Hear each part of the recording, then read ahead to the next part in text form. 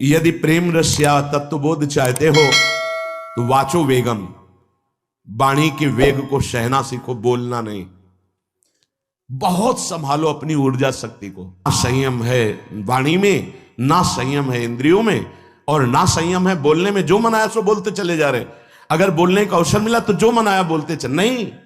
वाचो वेगम, वाणी के वेग को संभालते हुए शास्त्र सम्मत बोलने की बात। ये उपासक इस विषय पर नहीं ध्यान दे पाते। जब देखो दो लोग खड़े बात कर रहे हैं, क्यों बात कर रहे हो? या तो भगवान की आज्ञा की बात करो। बोधयंता परस्परम कथयंति च माम नित्यम तुष्यंति च रमन्ति च।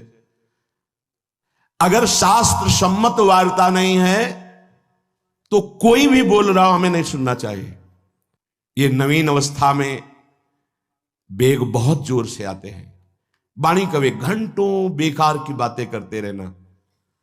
आज जो सत्संग प्रवचन हो रहा ना, मनोरंजन होता चला जा रहा है। एक भी मन भंजन की वार्ता नहीं होती। इंद्रिय मन इनको केवल प्रफुल्लित कर दे नाच गा के बजा के। आचार्यों की वाणी ऐसी नहीं रही। अरे ये जो मंच होता है, ये जो उपदेशक का पद होता है, ये जीवों के परम कल्याण के लिए होता है। ऐसे ऐसे वाक्य बोले जाते हैं कि अंदर से लगता क्या होगा आगे चल करके ये, और बड़े बड़े टाइटल शब्द आगे लगते हैं। अब ये बेचारे लोग न जो शास्त्र को जानते हैं, न सिद्धांत को जानते हैं, न साधना को जानते हैं, बस उनको भी लगा चलो 2 घंटे हंस खेल लिए।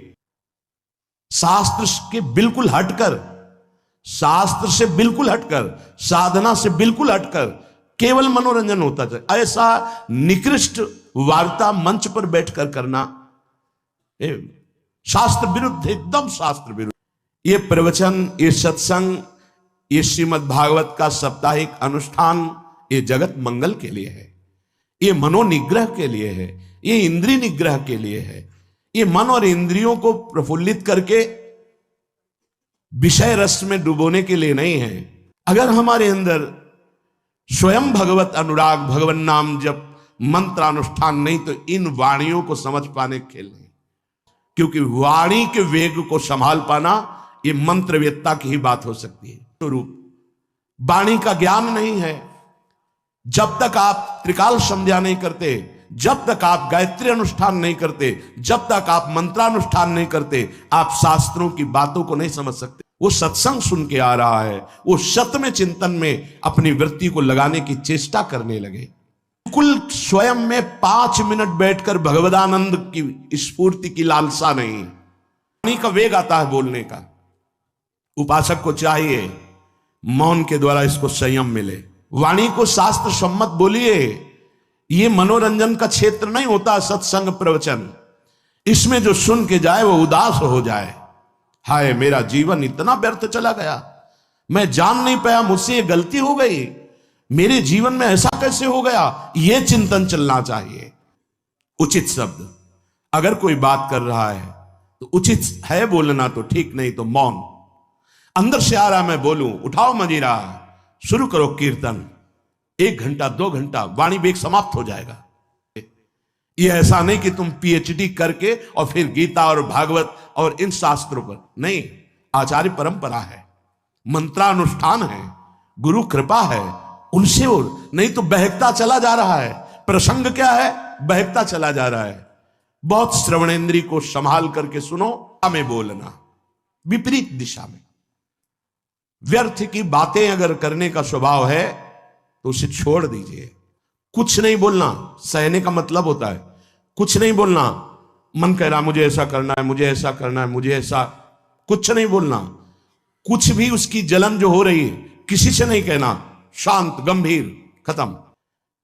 अगर आप नाम जप करते हैं, मानो हृदय को आप धो रहे हैं। आप प्रपंच की वार्ता करते हैं तो मानो हृदय को गंदा कर रहे हैं। कितना कठिन है नाम जप करना। वाचो वेगम, वाणी के वेग को शासन में लीजिए। और मनसा मनोवेगम, मन का वेग आता है। ये देखूं, ये भोगूं, आदि आदि संकल्प विकल्प, इसके वेग को सह जाओ। पर उपासक क्या करता है? जो कच्चा उपासक है, नहीं नहीं अब मेरे मन में आ रही, मेरे मन में जलन हो रही, मुझे ऐसा करना है, मुझे ऐसा नहीं। शांत। अगर आप सहना नहीं सीखे, मांगे बनी रही हृदय की, ऐसा हो तो भजन हो सकता है, ऐसा हो तो भजन, तो लिख लो आप। मन बहुत चंचल है, इसको हर समय नवम नवम नवम, जहां जैसी परिस्थिति उसी में भजन करके निकल चलो। ना बोलना है जो मन में आ रहा है, ना उसकी जलन पर ध्यान देना है, अपने मंत्र नाम उपासना कर्तव्य में लगे रहो, शांत हो जाएगा। इसके शांत करने की युक्ति है, इसे मतलब मत रखो। जैसे एक पागल आदमी रोड में खड़े तुम्हारे ऊपर कंकड़ फेंके, थूके, गाली दे, तो अपने लोग क्षमा भाव से कि वो पागल है, ऐसे मन भी पागल है, इसके निर्णय पे ना हो। ये क्षण क्षण में बदल, इसको भजन से मतलब नहीं है, इसको क्षण क्षण में नवीन नवीन प्रपंच चाहिए। भजन होने लगेगा तो किसी भी परिस्थिति में भजन होने लगेगा, भजन नहीं तो किसी भी परिस्थिति में नहीं होगा। गृहस्थ में हो, विरक्त में हो, गांव में हो, शहर में हो, जहां जैसी परिस्थिति, परिस्थिति बदलने की कोशिश मत करो, स्थिति बदलने की कोशिश करो।